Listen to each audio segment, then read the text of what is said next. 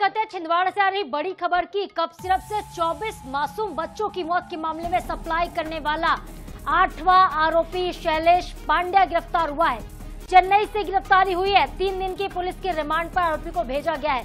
Pandya chemicals का संचालक है ये आरोपी जिसे गिरफ्तार किया गया है। तो कफ सिरप से 24 मासूमों की मौत के बाद एक और बड़ी गिरफ्तारी।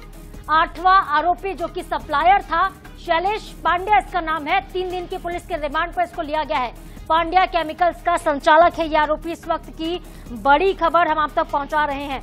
कफ सिरप जिससे केमिकल इतना ज्यादा था जिसमें कि कई मासूम बच्चों की इससे मौत हो जाती है, जानलेवा साबित हुआ केमिकल और उसको सप्लाई करने वाला व्यक्ति एसआईटी के हत्थे चढ़ गया। एसआईटी ने इस आरोपी को गिरफ्तार किया जिसका नाम है पांड्या बताया जा रहा है।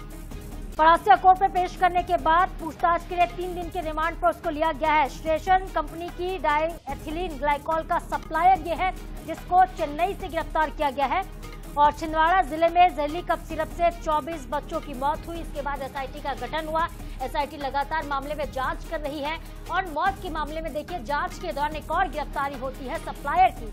तो जो कंपनी बना रही थी कफ सिरप को उसके मालिक को तो पहले ही गिरफ्तार किया जा चुका है, लेकिन जो सप्लाई कर रहा था, जो सप्लायर था पांड्या केमिकल्स का संचालक था, उसको अब गिरफ्तार किया गया है। उसको परासिया कोर्ट में पेश किया गया। कोर्ट ने 3 दिन की रिमांड सौंपी है। 3 दिन तक आरोपी से पूछताछ होगी। पूछताछ के बाद कुछ और भी जानकारी एसआईटी को पुलिस को मिल सकती है आगे। तो बड़ी खबर हम आप तक पहुंचा रहे हैं। छिंदवाड़ा से ये बड़ी जानकारी मिल रही है। मेडिकल दुकानों में नियमों का पालन नहीं हो रहा, ये भी जानकारी मिल पाई है। और जहरीली कफ सिरप से हुई जो मौत थी उसके बाद मध्य प्रदेश में जगह जगह पर मेडिकल स्टोर में छापा मारा गया। मेडिकल स्टोर में जब कार्रवाई हुई तब पता चलता है कि कई ऐसे मेडिकल स्टोर हैं जो आज भी अमानक दवाओं को बेच रहे थे। अमानक दवाओं के विक्रेता मेडिकल दुकानों को सील भी किया जा चुका है। परासिया में ही 7 मेडिकल की दुकानें और छिंदवाड़ा में 1 दुकान नियम का पालन नहीं करते हुए पाई गई हैं और उचित कारण भी नहीं बता पाई हैं, जिसके चलते उनके लाइसेंस सस्पेंड कर दिए गए हैं। मध्य प्रदेश में जगह जगह पर ये अभियान चलाया गया। मेडिकल दुकानों में जांच पड़ताल की गई है ताकि पता चल पाए कि आखिर ऐसी कौन कौन सी सिरप्स हैं, सिरप हो गई, दवाइयां हो गई, मेडिसिन हो गई हैं जो अमानक है और फिर भी धड़ल्ले से बेची जा रही थी मध्य प्रदेश में। तो 24 बच्चों ने छिंदवाड़ा में जान गंवाई और ये सभी मासूम बच्चे जो थे कफ सिरप पी रहे थे क्योंकि इनकी तबियत बिगड़ी थी, सर्दी जुकाम की इनको शिकायत थी।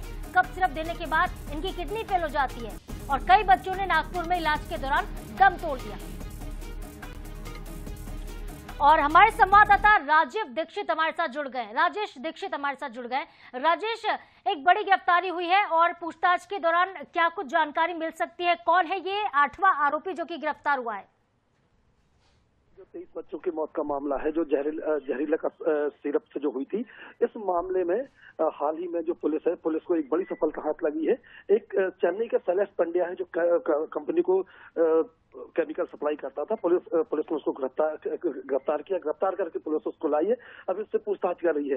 आपको बता दें कि इसके पहले जो कंपनी के मालिक है रंगनाथन, उनको गिरफ्तार कर चुकी। उनकी एक जो केमिस्ट है उसको गिरफ्तार कर चुके। इस मामले में जो डॉक्टर प्रवीण सोनी है, उनकी पत्नी है और एक उनका भतीजा, उसको पहले गिरफ्तार किया चुका है। जी अच्छा राजेश, स्टेशन कंपनी के साथ क्या कोई लिंक मिला है? क्योंकि सप्लाई तो कर रहा था और रंगनाथन के साथ क्या कोई जान पहचान पहले से थी? सप्लायर सिर्फ इसी कंपनी को सप्लाई करता था या फिर और भी दूसरी कंपनियां जहां पर ये केमिकल को बेचा करता था, सप्लाई किया करता था? देखिए, ये जो शैलेश पांड्या गिरफ्तार हुआ है, ये रंगनाथन की कंपनी को केमिकल सप्लाई करता था। अभी पुलिस उसको लेकर आई है, पूछताछ कर रही है। पूछताछ के बाद ही खुलासा होगा कि ये और किन किन कंपनियों को सप्लाई करता था। जी बिल्कुल, तो ठीक है राजेश, आप नजरें बनाए रखिएगा। पूछताछ के बाद ही कुछ जानकारी जो निकलकर सामने आने वाली है, क्योंकि सिर्फ एक कंपनी की अभी कोल्ड ड्रिप सिर्फ बैन की गई है। जिस तरह से कोल्ड ड्रिप ने कहर बरपाया है, बच्चों की जान ली है, उसके बाद अब और भी दवाइयों पर सवाल उठने लगे हैं कि जो दवाइयां बच्चों के लिए बन रही हैं, जो केमिकल्स का इस्तेमाल किया जा रहा है, वो केमिकल उनके लिए सुटेबल है या फिर नहीं है, वो जानलेवा तो नहीं, इसकी भी जांच कहीं ना कहीं हो रही है। बहुत शुक्रिया आपका फिलहाल तमाम जानकारी।